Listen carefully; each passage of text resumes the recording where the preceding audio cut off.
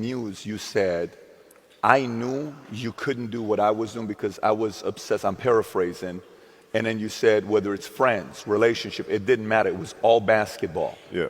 If I'm buddies with you from high school, if I'm a cousin of yours, what happened to our relationship? How did that gravitate when you went into the league and you're determined to become the greatest, or you're determined to become one of the greatest? What happens to our relationship? Oh, it suffers. It does suffer. Oh, yeah. Okay. Yeah. And you understood that. You were okay yeah. with that. Well, yeah. And the people that love you, like friends and family, like they know that about you. Got it. So they let you be you.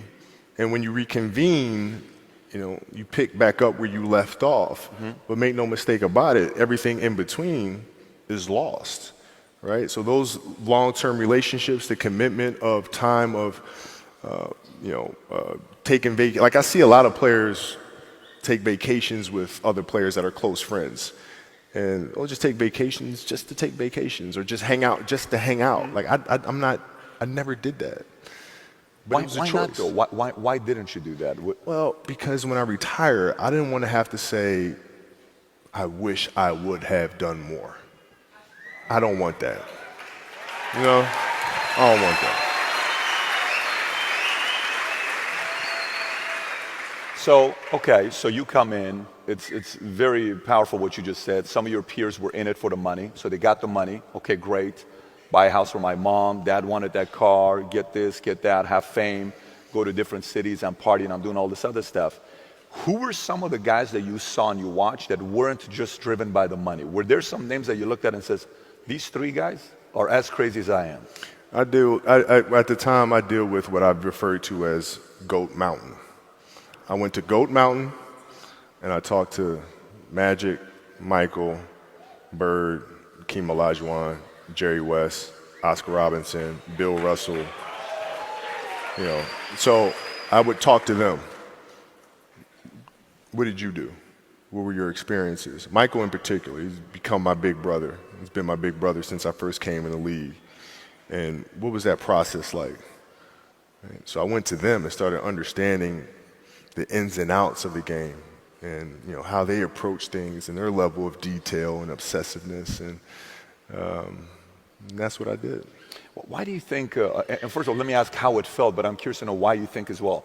How did it feel knowing, like, from the moment you got into the league, the guy at the time is the greatest of all time, everybody wants to be like Mike, Gatorade, all this stuff.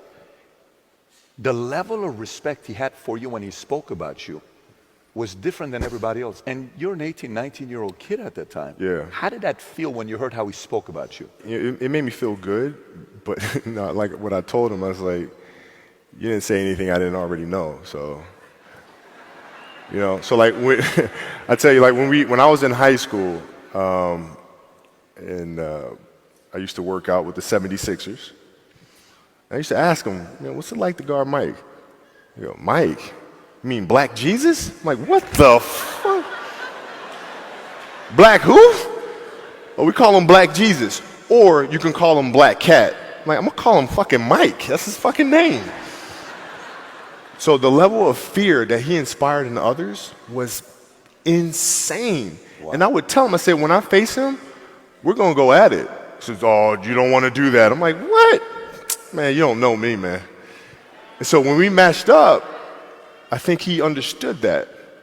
And when I was 18, my first year, he got the best of me a bunch of times. I was right there the next play. You're not intimidating me, yeah. I'm not going anywhere. And I think he saw that level of respect, because I think he was the same way at 18 years old. And that common bond is what I think, where our connection was built. Yeah, it was great watching you guys going back and forth, whether it was the All-Star game or whether the famous scene where, you're guarding him, he's in front of you, you're asking him a question, there's a question, and he's saying footwork and do this. Yeah. It's just beautiful watching that take place with the two of you guys. How's your relationship today? It's my big brother, man. Like, I can't, it's, we talk often.